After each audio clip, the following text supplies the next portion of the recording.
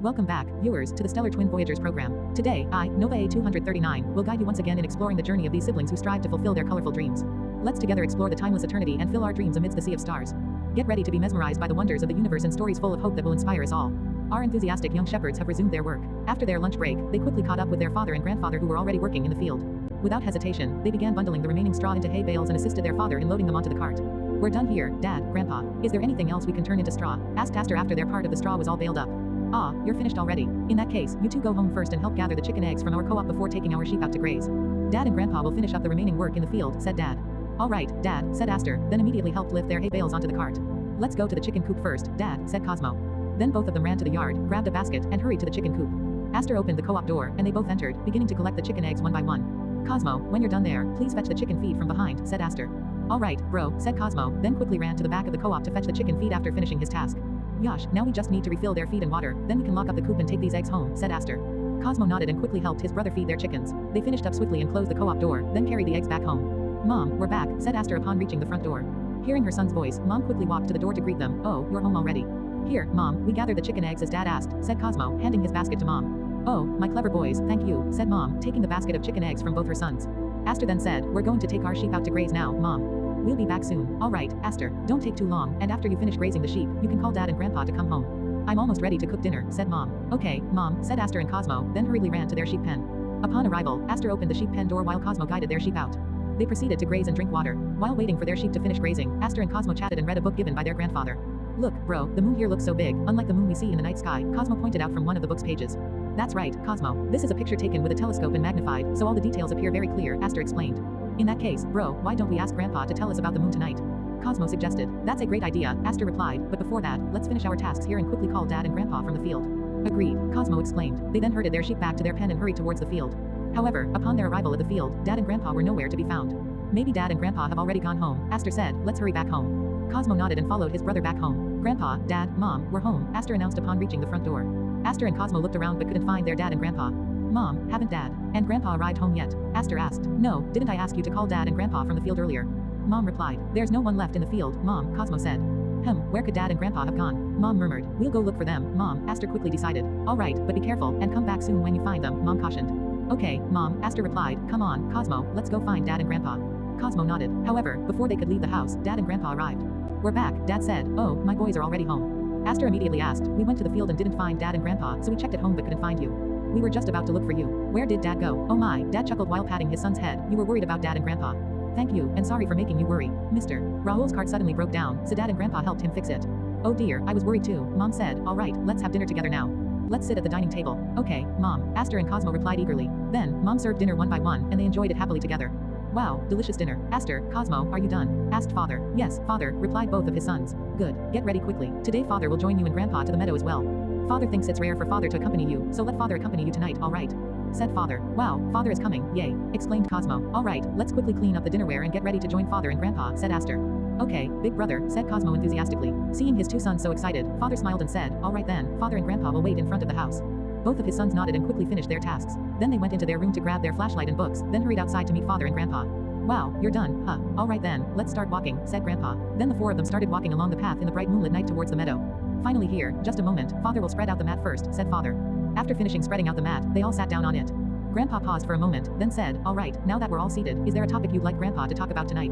The moon, Grandpa, said Aster and Cosmo simultaneously. The moon, asked Father. Ha ha ha ha, chuckled Grandpa. I thought so, because tonight is a full moon night, that must be the first thing on your minds. All right then, tonight Grandpa will tell you about the moon. As you know, the moon is Earth's only natural satellite. The moon has a mass about 1/81st of Earth's mass, while its average radius is about 27% of Earth's radius. The moon has an average density of 3.34 grams per cc, compared to Earth's average density of about 5.52 grams per cc. This indicates that the moon has a lower metal content compared to Earth. The moon orbits Earth with a period of about 27.3 days sidereal month. The moon also rotates on its axis with the same period, about 27.3 days. This results in a phenomenon known as synchronous rotation, where one side of the moon always faces Earth. The moon's orbit itself is elliptical with an eccentricity of about 0.0549, with an average distance from Earth of about 384,400 kilometers. Do you still remember what eccentricity means that Grandpa explained earlier? Both grandsons nodded. Grandpa smiled and continued. Yes, the moon is also composed of several layers. The crust, with a thickness varying between 30 kilometers to 40 kilometers, primarily consists of minerals such as anorthosite, feldspar, and some pyroxene. The moon's crust also contains regolith, a layer of soil formed from meteorite debris. Next is the mantle, with a thickness of about 1,000 kilometers to 1,200 kilometers. The mantle mainly consists of minerals like olivine and pyroxene, with some feldspar. The moon's mantle is more homogeneous compared to Earth's mantle. Then there's the core of the moon, which is relatively small, with a radius of about 350 kilometers to 400 kilometers. The moon's core is estimated to be composed of iron, with small amounts of sulfur and nickel. Yes, the average distance of the moon from Earth is about 384,400 kilometers.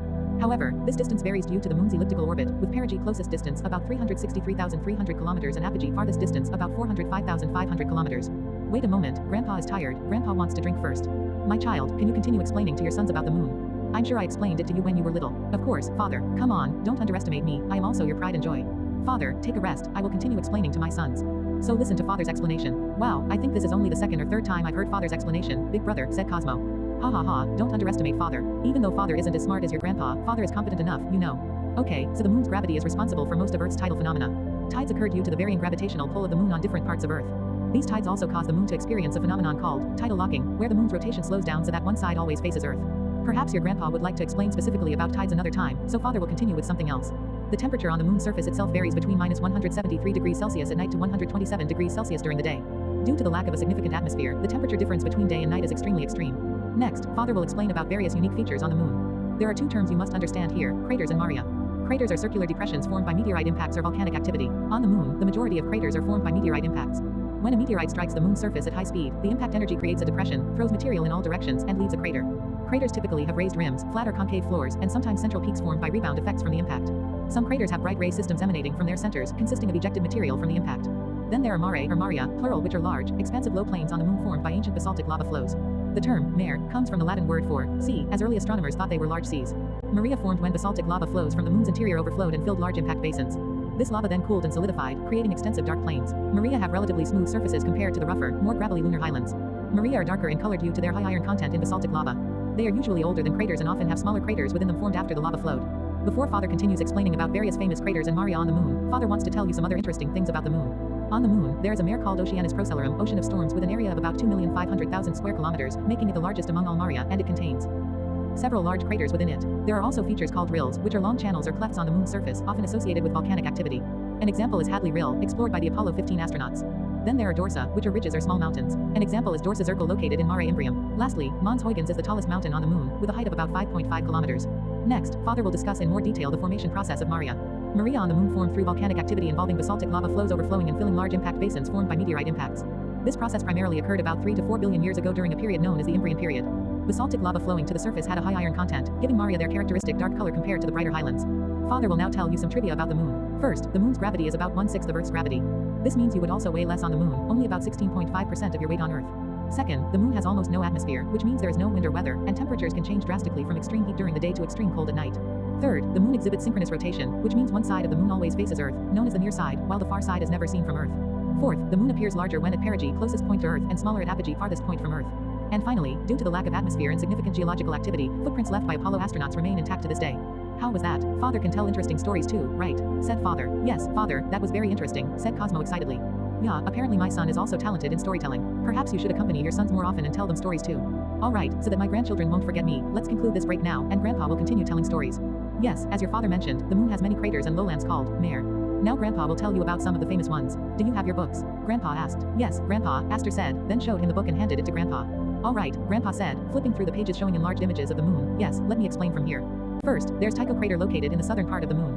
Its diameter is about 85 kilometers, known for its long ray system, which resulted from materials ejected during its formation. Next, there's Copernicus crater near the moon's equator. Its diameter is about 93 kilometers. This crater also has prominent ray systems. Then there's Aristarchus crater located in the northwest part of the moon. Its diameter is about 40 kilometers. This is one of the brightest craters on the moon, often used as a reference in telescopic observations. Next is Kepler crater located in the western part of the moon. Its diameter is about 32 kilometers. This crater also has clear ray systems, like Copernicus and Tycho. There's also Clavius crater located in the southern part of the moon. Its diameter is about 231 kilometers. This is one of the largest and oldest craters on the moon, often featured in science fiction works. Lastly, Grandpa will tell you about Plato crater, which is near Mare Imbrium. Its diameter is about 101 kilometers. The floor of this crater is flat and dark, often a target for observation. Next, Grandpa will explain about various maria on the moon. Mare, as your father explained, are large lowlands on the surface of the moon formed by basaltic lava flows. There are several famous maria. First, Mare Imbrium, Sea of Showers, with a diameter of about 1,145 kilometers, one of the largest mare on the moon, formed about 3.9 billion years ago. Second, Mare Serenitatis, Sea of Serenity. Its diameter is about 707 kilometers. This mare formed about 3.8 billion years ago. Apollo 17 also landed near the edge of Mare Serenitatis. Next, there's Mare Tranquillitatis, Sea of Tranquility. Its diameter is about 873 kilometers. This was the landing site of Apollo 11 in 1969. Then there's Mare Crisium, Sea of Crisis, with a diameter of about 555 kilometers. Mare Crisium has a very prominent rim that can be seen clearly from Earth. Next, Mare Nubium, Sea of Clouds, with a diameter of about 715 kilometers. This mare borders several famous craters like Borealdus and Potatus. Lastly, there's Mare Nectaris, Sea of Nectar. Its diameter is about 333 kilometers and this mare formed about 3.9 billion years ago, famous for its thick basaltic layers. How is it? Interesting to know that the surface of the moon has many fascinating features too.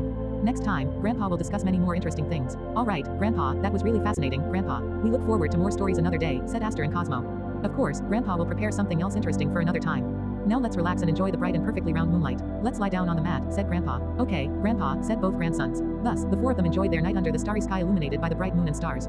So concludes today's episode of the Stellar Twin Voyagers. Enjoyable, wasn't it? Would you also like to hear another amazing tale from the adventures of our young shepherds as they carve their little dreams among the stars?